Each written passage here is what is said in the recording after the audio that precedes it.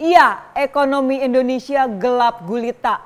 Kenyataan ini tidak sesuai dengan pernyataan Prabowo dan Opung Luhut Panjaitan yang katanya ekonomi kita cerah. Bahkan Menteri Keuangan Sri Mulyani mengatakan bangsa ini akan sulit menjaga pertumbuhan ekonomi di level 5% seperti tahun-tahun sebelumnya. Terutama akibat beban hutang negara yang ditinggalkan oleh si Jokowi cukup fantastis.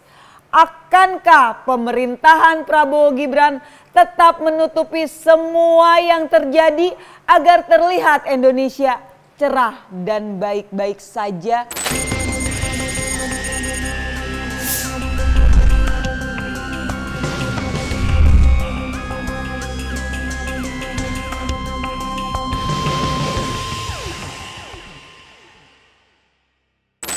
Lagi-lagi akibat ulah si Jokowi yang mewarisi hutang negara cukup fantastis, akhirnya terbukti perekonomian Indonesia melemah. Iya, akhirnya Menteri Keuangan Sri Mulyani mengakui bahwa perekonomian bangsa ini melemah dan suram. Bayangin aja, sudah 2 bulan berjalan di tahun 2025, penerimaan pajak baru mencapai 8,6% dari target tahun ini. Penerimaan pajak anjlok 30% dibandingkan periode tahun lalu. Selain itu, Badan Pusat Statistik mencatat indeks harga konsumen secara berturut-turut pada Januari dan Februari 2025 mengalami deflasi secara bulanan. Meski terjadi inflasi secara tahunan sebesar 0,76%, IHK pada Januari 2025 mengalami deflasi 0,76% secara bulanan. Tren ini berlanjut pada Februari 2025 yang mencatat deflasi 0,48% secara bulanan. Deflasi bahkan juga terjadi secara tahunan, yaitu sebesar 0,09%. Adapun terakhir kali deflasi tahunan terjadi pada 25 tahun yang lalu, tepatnya pada Maret tahun 2000 sebesar 1,10%. Ekonomi Indonesia suram.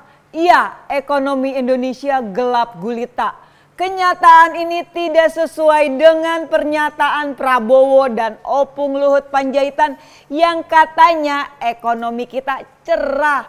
Bahkan Menteri Keuangan Sri Mulyani mengatakan bangsa ini akan sulit menjaga pertumbuhan ekonomi di level 5% seperti tahun-tahun sebelumnya.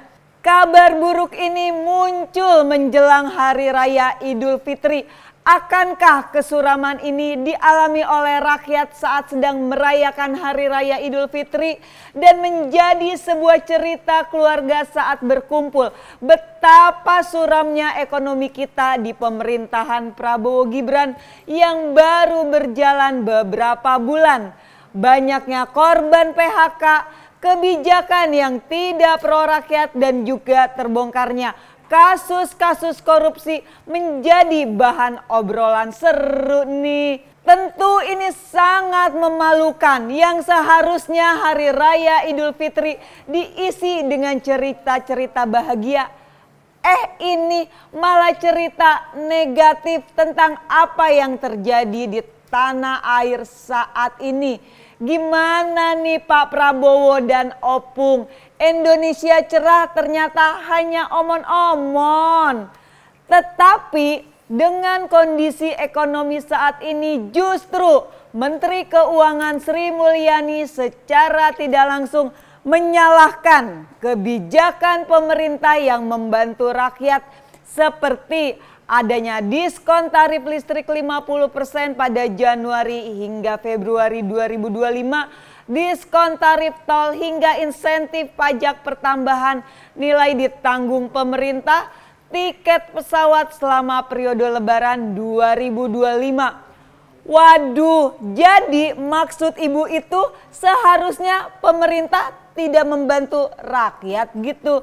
Ingat Bu, yang menyebabkan semua ini bukan kebijakan pemerintah yang membantu rakyat, tetapi salah satu faktor utamanya adalah beban hutang negara hasil warisan si Jokowi. Termasuk gemuknya kabinet merah putih pun menjadi salah satu faktor yang menggerogoti keuangan negara. Pada akhirnya akibat semua ini kembali lagi kalau enggak rakyat jadi korban, ya rakyat disalahkan. Miris banget. Bahkan untuk menutupi kegagalan ekonomi yang suram ini, Sri Mulyani masih aja berkelit dengan mengatakan defisit ini masih dalam batas aman dan tidak perlu dikhawatirkan. Tahukah kalian bahkan Goldman Sachs, perusahaan perbankan investasi dan sekuritas multinasional yang berpusat di New York, Amerika Serikat, telah menurunkan peringkat aset investasi Indonesia, memproyeksikan defisit APBN 2025 bisa melebar menjadi 2,9% dari PDB, lebih tinggi dari target 2,53%. Jika pemerintah terus menutup-nutupi masalah fundamental ekonomi, Indonesia beresiko terjebak dalam siklus defisit yang makin lebar, utang yang membengkak dan daya beli masyarakat yang semakin melemah. Jika ini bukan sinyal krisis, maka pemerintah harus menjelaskan rencana reformasi fiskal yang konkret untuk mengatasi tantangan ini. Menurut beberapa pakar ahli ekonomi, saat ini pemerintah hanya memiliki dua pilihan. Pertama, mengakui krisis dan mengambil langkah reformasi yang nyata. Ini termasuk transparansi fiskal, reformasi perpajakan yang lebih efisien, dan kebijakan yang mendorong investasi serta konsumsi. Kedua, menutup-nutupi masalah dan mempertahankan kebijakan yang tidak efektif. Ini hanya akan memperburuk kondisi ekonomi dan menurunkan kepercayaan investor serta masyarakat terhadap pemerintah. Masyarakat berhak tahu fakta ekonomi secara transparan. Keengganan pemerintah untuk mengungkapkan kondisi fiskal yang sebenarnya hanya menciptakan ketidakpastian lebih besar. Logikanya, jika rakyat dan pelaku usaha memahami kondisi ekonomi secara transparan, mereka dapat mengantisipasi dan beradaptasi dengan kebijakan ekonomi yang diterapkan oleh pemerintah saat ini. Akankah pemerintahan Prabowo Gibran mampu mengatasi semua ini dengan melemahnya ekonomi kita, terutama akibat beban hutang negara yang ditinggalkan oleh si Jokowi cukup fantastis? Akankah pemerintahan Prabowo Gibran tetap menutupi semua yang terjadi agar terlihat Indonesia cerah dan baik-baik saja? Kita lihat kelanjutan bagaimana drama di negeri Konoha ini.